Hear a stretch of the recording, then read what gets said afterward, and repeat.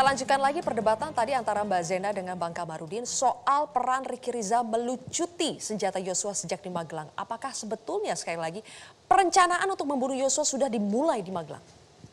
Itu sudah dijelaskan dari pada saat penyidikan juga oleh klien kami, dan klien kami BAP-nya, pemeriksaannya dari per Agustus, dari dimulai dibukanya skenario, bukan skenario yang Ferdy Sambo lagi ya, sampai terakhir penyidikan, sampai sebelum P21 itu tidak pernah berubah. Itu yang pertama. Kedua, tentang pelucutan senjata itu sudah diberitahukan juga bahwa itu karena dia melihat ada konflik antara Joshua dan Kuat. Karena dia mendengar perkataan Kuat itu dia menodongkan senjata seperti itu. Karena dia merasa sebagai senior, makanya dia berinisiatif untuk mengamankan senjata. Seperti itu. Bukan disuruh Putri Chandrawati? Bukan disuruh Putri Chandrawati. Senjatanya Kuat diamankan juga gak? Senjatanya Kuat, saya pernah menanyakan itu, apakah Mas Ricky mengamankan pisau? Karena saat itu saya tidak melihat di tangannya Rikom Kuat itu ada senjata. Tapi kan Yosua juga tidak memegang langsung senjatanya, kenapa senjata Yosua diamankan tapi dia senjatanya memikirkan Kuat masalah resiko. Resiko yang tinggi atau resiko yang rendah. Jadi saya bantah begini Mbak ya. Kenapa saya katakan ini terencana? Putri memerintahkan supaya Joshua beda mobil dengan dia. Dengan dia beda mobil tentu tidak ada masalah senjata dipegang oleh Joshua. Tetapi kenapa terus senjata tidak diberikan? Ketika mereka beda mobil, Joshua juga ada berusaha mengirim WhatsApp kepada Putri meminta senjatanya. Karena memang senjata itu harus melekat kepada ajudan. Di sisi lain, Kuat Ma'ruf yang mau membunuh Joshua tidak dilucuti pisaunya. Oke, sebentar Bang. Joshua sempat WA ke Ibu Putri, minta senjatanya dikembalikan. Balasannya apa? Tidak ditanggapi. Nah kemudian tidak biasanya Putri tidak satu mobil dengan Joshua. Artinya masuk akal tadi yang diterangkan oleh rekan ini memang ada niatnya menghabisi Joshua di jalan dengan membenturkan ke sebelah kiri. Makanya diperintahkan dia beda mobil. Tetapi karena tidak dilaksanakan oleh Ricky Rizal maksudnya, maka diulangi lagi perencanaan pembunuhan itu di rumah Saguling yaitu di lantai 3. Tetapi lagi-lagi Ricky Rizal tidak mau dari tangan dia untuk pembunuhan itu, tapi dia mengetahui. Nah kesalahan Ricky Rizal adalah tidak membriefing atau tidak memberitahu juniornya yaitu Barada Richard Eliezer kalau kau nanti dipanggil Putri Chandrawati sama siapa namanya Ferdy Sambo, kalau kau disuruh membunuh jangan mau ya, harusnya kan begitu kalau senior. Tetapi Bang, aku dipanggil apa? Kan begitulah pertanyaan si Barada Richard Eliezer. Nggak tahu katanya kan gitu. Harusnya jangan bilang nggak tahu, harusnya kasih tahu. Kau dirancang untuk membunuh. Nanti kau tolak ya, harusnya kan begitu sebagai harusnya senior. Begitu, Mbak Zena. Sudah dijelaskan bahwa saat itu klien saya pun juga shock, itu pertama. Kedua juga dia antara percaya dan tidak percaya. Dan dia juga tidak tahu apakah mungkin yang diomongkan juga seperti itu. Baik, oke. Sambil menunggu jawaban dari Ricky Rizal yang baru akan terjadi pada hari Senin ya selengkapnya, saya ingin kembali soal senjata. Karena ini juga menjadi bagian yang penting dalam perencanaan dan eksekusi. Selain soal Sambo yang mengatakan kepada Richard bahwa salah senjata tadi, Richard juga menyinggung ketika ditanyai oleh kuasa hukum Kuat Ma'ruf, kalau orang yang tahu senjata itu tahu alasan kenapa Sambo memakai sarung tangan di tangan kanan. Kita simak pernyataan selengkapnya.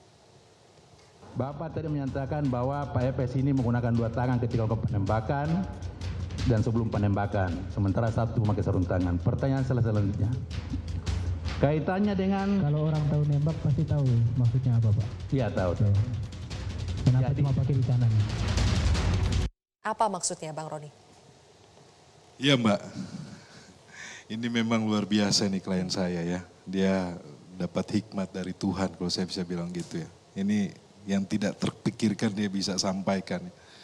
Jadi memang kalau terkait dengan sarung tangan yang ada di sebelah kanan itu Mbak, itu sudah disampaikan oleh saksi Romer. Kemudian klien saya menyampaikan juga ya terkait sarung tangan. Kemudian ditanyakan sama majelis hakim, sarung tangan itu sarung tangan apa? Sarung tangan medis. Karena di rumah Saguling atau rumah Bangka ketika orang melakukan PCR, tamu itu mereka harus pakai sarung tangan medis. Kotak sarung tangan itu ada di barang bukti Mbak. Tapi yang saya mengikuti ya penyidikan ini dari awal, kemudian saya ikuti juga berita acara pemeriksaannya Saudara Ricky Rizal dan Kuat Ma'ruf.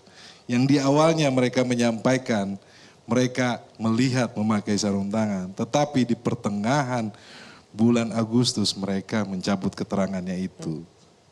Ini sebelum persidangan tapi saya pengen kasih tahu ya. Ini membuat kami ada perubahan BAP ya? Ada perubahan BAP. Baik.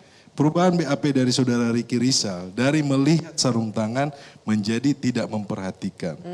Saudara Kuat Ma'ruf dari melihat ada sarung tangan menjadi tidak melihat sarung tangan. Ini menjadi tanda tanya besar.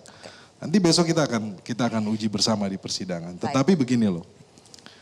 Ini kan sudah ada Romer yang sampaikan. Kemudian Richard Eliezer sudah sampaikan. Di awal Agustus Ricky Rizal menyampaikan. Kemudian mereka meralat, mereka mencabut. Kuat Ma'ruf menyampaikan, mereka meralat, mencabut. Saya berpikir bahwa begini, kita kembali kepada CCTV ya. Terkait dengan CCTV itu kalau rekan-rekan dari kontroversi melihat ya. Ketika mobil itu datang, kemudian belok ya, itu menutupi CCTV tersebut. Baik. Kami melihat bahwa Ferdi Sambo tahu itu ada CCTV di situ. Jadi dia menutupi.